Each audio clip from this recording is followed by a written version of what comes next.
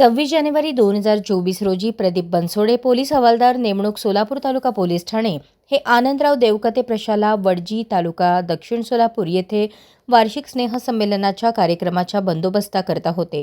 स्नेहसंमेलन चालू असताना इसम नामे समर्थ जगन्नाथ कवडे हा स्टेजवर नृत्य करत असलेल्या शाळेच्या विद्यार्थिनीच्या अंगावर हिरव्या रंगाची लेझर लाईट मारत असल्याने पोलीस हवालदार बनसोडे याने त्यास लेझर लाईट मारू नको असे सांगितले। तेव्हा इसम समर्थ जगन्नाथ कवडे प्रशांत जगन्नाथ कवडे यांनी पोलीस हवालदार बनसोडे यांना आम्ही लेझर लाईट बंद करणार नाही, तू कोण सांगणार, तुला काय करायचे ते कर असे म्हणाले। तेव्हा पोलीस हवालदार बनसोडे यांनी स्नेहसंमेलनाच्या कार्यक्रमात अनुचित प्रकार घडू नये म्हणून त्यांना बाहेर काढत असताना समर्थ कवडे यांनी पोलीस हवालदार बनसोडे यांना दमदाटी करून ढकलून दिले।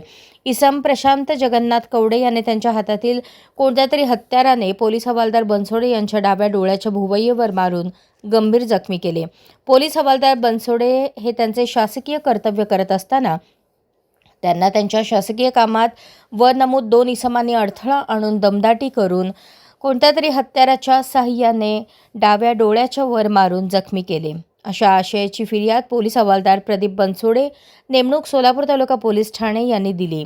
यावरून दोन्ही आरोपींविरुद्ध भारतीय दंड संहिता कलम 353-332 प्रमाणे 27 जानेवारी 2024 रोजी गुन्हा दाखल झाला होता।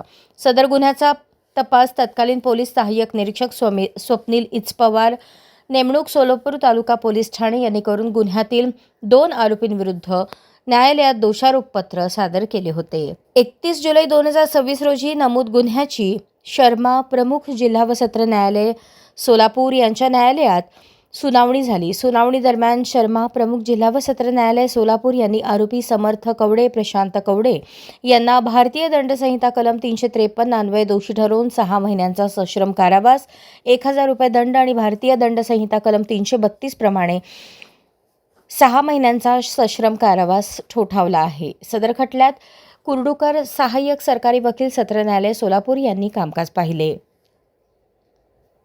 सदर गुन्ह्यामध्ये दोष सिद्धी होण्याकरता सूरज जगताप उपविभागीय पोलीस अधिकारी सोलापूर ग्रामीण उपविभाग व कुंदन गावडे पोलीस निरीक्षक सोलापूर तालुका पोलीस ठाणे यांनी मार्गदर्शन केले। अशाच नवनवीन अपडेटसाठी जनता राज्य न्यूज चॅनलला सबस्क्राईब करा, लाईक करा आणि शेअर करायला विसरू नका।